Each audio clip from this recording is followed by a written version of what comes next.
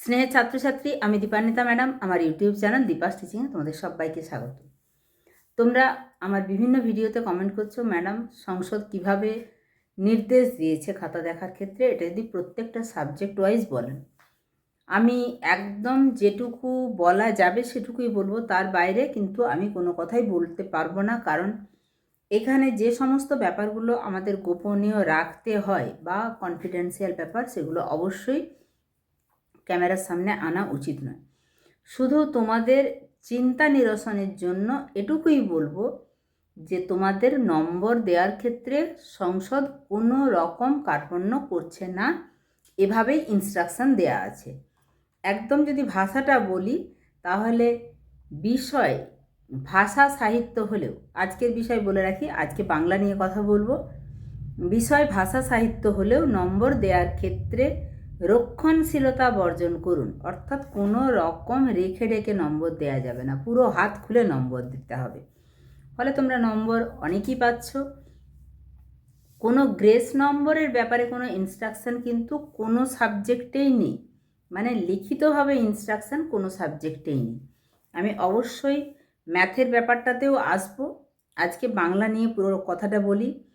সেখানে টিচারদেরকে যে ইনস্ট্রাকশান দেওয়া হয়েছে, অর্থাৎ আমরা যে ডান দিকে পার্ট মার্কিং দিই, একটা কোশ্চেনে তো বিভিন্ন পার্ট মার্কিং অনেক সময় পার্টে ভাগ করা থাকে। পার্ট মার্কিংগুলো ডান দিকে, বাম দিকে সেগুলোর যোগফল গোল করে লিখতে হয়, বা কেজিং কিভাবে করতে হয়, এগুলো তোমাদের জানার বিষয়বস্তু নয়, এটা বলছি না।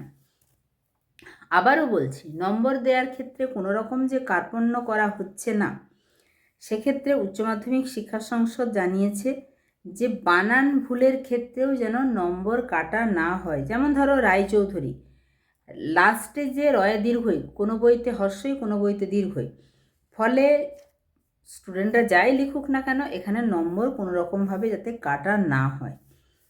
এখানে বলা হয়েছে যে এই যে উত্তর নমুনা, এটা একটা নমুনা মাত্র, ছাত্রছাত্রীদের বিষয় ভাবনা প্রশ্ন অনুসারী হলেই সহানুভূতির সঙ্গে তা বিবেচনা ও মূল্যায়ন করতে হবে। সহানুভূতির সঙ্গে মানে এখানে একদম হাত খুলে নম্বর দেয়া, তোমরা নিশ্চিন্তে থাকতে পারো। আমি প্রশ্নটা এখন বলছি না, উত্তরগুলো বলে যাচ্ছি। বিভাগ ক, একের দাগের এ, প্রাথমিক পরিচয় বলাই চক্রবর্তীর ভাইপো, তার মৃত্যুর পর সম্পত্তির উত্তরাধিকারী। সত্য উদ্ঘাটনে তৎপরতা, বলাই চক্রবর্তীর মৃত্যু রহস্য উন্মোচনে পুরস্কার ঘোষণা। লোক দেখানো আবেগ প্রবণতা, কোঁচার খুঁটে চশমার কাঁচ মোছা, কখনো কখনো নিজের চোখে মোছা। মানসিক দ্বিধা, প্রথমে চিকিৎসার জন্য ধীরেনকে ডাকা, পরে পঙ্কজ ঘোষালের কথায় কুঞ্জগুণিনকে ডেকে আনা। কুসংস্কারের কাছে আত্মসমর্পণ, দামিনীর অসুখের চিকিৎসায় কুঞ্জর ভূমিকা বেশি কার্যকরী বলে ঘোষণা কিংবা প্রতিবাদী ধীরেনকে থামিয়ে দেওয়া। এরপরে চলে যাব বিয়ের দাগে। প্রশ্ন তোমরা নিয়ে বসো, তাহলে তোমরা বুঝতে পারবে আমি ঠিক কোনটার উত্তর কোনটা বলছি। ছেলে নিবারণের কাছে অপাঙ্ক্তেয়, মুকুন্দের দয়ায় তার জায়গায় আশ্রয়। থানকুনি পাতা, কচু শাক, বেলপাতা, যজ্ঞ ডুমুরের ডাল ইত্যাদি সংগ্রহ করে যশোদাদের কাছে বিক্রির জন্য দিয়ে সেই পয়সায় দিন যাপন। পরের পয়েন্টে কর্মজীবনের একমাত্র সঙ্গী হারার মা আয়েছা বিবি। তার পরের পয়েন্টে আয়েছার মৃত্যুর পরে তার একমাত্র ছেলে হারার গৌরবীর কাছে আশ্রয় গ্রহণ। তার পরের পয়েন্টে একদিকে নিজের দারিদ্র, তার উপর হারা ভিন্ন ধর্মের মানুষ হওয়ায় গৌরবীর দুশ্চিন্তা। চলে যাব দুয়ের দাগের প্রশ্নে। দুয়ের দাগের এ, পরপর পয়েন্ট যেটি আছে, মানুষের ঐতিহ্যে আছে প্রকৃতির কাছ থেকে শিক্ষা নিয়ে জীবনের নির্মল উদযাপন। পরের পয়েন্টে নাগরিক সভ্যতা মধ্যবিত্ত মানুষের জীবনযাপনকে ক্লান্ত অবসন্ন করে তুলেছে।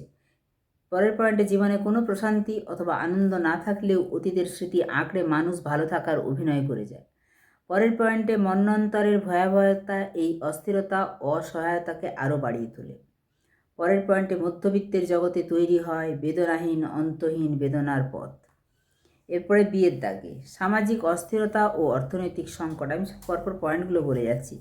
সন্ধ্যার অন্ধকার নেমে এলে প্রতিশ্রুতি মতো বাবা বাড়িতে ফিরে না আসায় পরিবার চিন্তিত হয়ে পড়ে। পরের পয়েন্টে অস্থির ছেলে বাবার সন্ধানে রাস্তায় পা দেয়। পরের পয়েন্টে পুলিশের গাড়ি, রেডিওর খবর অস্থির সময়ের প্রতীক ও ভাষ্য হয়ে আসে। পরের পয়েন্টে গুলি কিংবা বোমার শব্দকে বাজির আওয়াজ ভেবে ছেলেটি দেখে আসতে চায় কোন পুজো হচ্ছে। ছেলেটি দেখে আসতে চায় কোন পুজো হচ্ছে। পরের পয়েন্টে অস্থির সময়ের কাছে ছেলেটিকে বলি প্রদত্ত হতে হয়। 3 এ সময়ের সঙ্গে সঙ্গে জীবন এগিয়ে চলে বার্ধক্যের দিকে, মৃত্যু হাতছানি দেয়। অভিনেতার বর্ণময় জীবনও শেষ হয়ে আসে, তার মধ্যেই জীবনকে উদযাপনের চেষ্টা থাকে, এটাই জীবনের সত্য। পরের পয়েন্টে বৃদ্ধ বয়সে অভিনয় জীবনের শেষ প্রান্তে এসে রজনীকান্তের মনে চূড়ান্ত হতাশা। কালীনাথকে সঙ্গে নিয়ে নিজের একদা অভিনীত চরিত্রগুলোকে মঞ্চে পুনরুপস্থাপনা। আমি দেখো বাংলার নই, আমি শুধু যেটুকু তোমাদের উত্তর দেওয়া আছে আমি সেটুকুই বললাম। আবারও বলছি, প্রকাশ্যে আমি কিন্তু এটা আনতে পারবো না। যাই হোক, তার পরের পয়েন্ট, তার মধ্য দিয়েই অভিনয় প্রতিভা অনুভবের আনন্দ। পরের পয়েন্টে প্রতিভার কাছে বয়স পরাজিত এই উপলব্ধি। এভাবেই জীবনের সত্যকে রজনীকান্তের খুঁজে পাওয়ার চেষ্টা। বিয়ের দাগে কালীনাথ সেন অভিনেতা রজনীকান্ত চট্টোপাধ্যায়কে জীবন সম্পর্কে তার হতাশায় সান্ত্বনা দিতে গিয়ে মন্তব্যটি করেছেন। পরের পয়েন্ট, যেগুলো তোমাদের পার্ট মার্কিং আছে, অভিনেতা রজনীকান্ত 68 বছর বয়সে প্রেক্ষাগৃহের দেওয়ালে নিজের মৃত্যু সংবাদ লেখা দেখতে পেয়েছেন। পরের পয়েন্টে ব্যক্তিগত জীবনের নিঃসঙ্গতা তার অভিনেতা জীবনে গ্লানির ইতিহাস তৈরি করেছে। বয়সের সঙ্গে সঙ্গে অভিনেতা জীবনের ক্রমশ ফুরিয়ে আসাও তিনি স্পষ্ট দেখেছেন। এই পরিস্থিতিতে রজনীকান্তকে সান্ত্বনা দেওয়ার জন্য কালীনাথ সেন পুরানো দিনের কথা ভুলতে বলেছেন, ঈশ্বর ও অদৃষ্টে ভরসা রাখতে বলেছেন। এরপরে একদম চলে যাব 4 দাগে। প্রথম পয়েন্টের উত্তর হচ্ছে ঠাকুরদা অমলকে। দ্বিতীয় পয়েন্টে অমল কল্পনার চোখে দেখছিল রাজার ডাক হরকরার পাহাড়ের উপর থেকে নেমে আসা। ডাক হরকরার সমস্ত যাত্রাপথ কল্পনায় দৃশ্যমান হয়েছিল তার কাছে। পরের পয়েন্টে খুশিতে অমল সে কথা বলেছিল ঠাকুরদাকে, আর অমলের দেখার মধ্য দিয়ে ঠাকুরদাও দেখেছিলেন ডাক হরকরার নেমে আসার সেই দৃশ্যপথ। বিয়ের দাগে অর্থাৎ 4 বিয়ের দাগে কবিরাজ মাধব দত্তকে উদ্দেশ্য করে।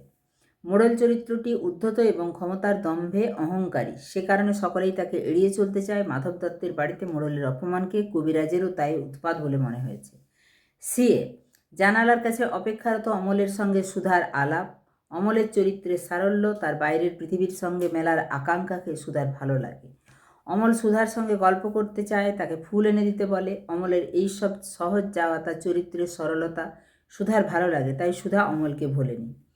পরের পয়েন্টে সুধা শব্দের অর্থ অমৃত। মুক্ত পৃথিবীর প্রতি অমলের চিরকালীন ভালোবাসার স্বীকৃতি দিয়েছে সুধা, তার জন্য ফুল এনে।